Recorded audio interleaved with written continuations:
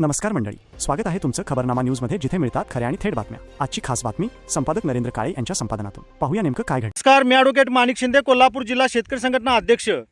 नाशिकमध्ये कुंभमेळा होत आहे आणि या कुंभमेळ्याकरिता मी जात आहे। नाशिकमध्ये हजारो साधुसंत येणार आहेत। या साधुसंतांचं दर्शन घेण्याकरिता, त्याचबरोबर प्रभू शंभू महादेव यांचं दर्शन घेण्याकरिता मी नाशिकला जात आहे।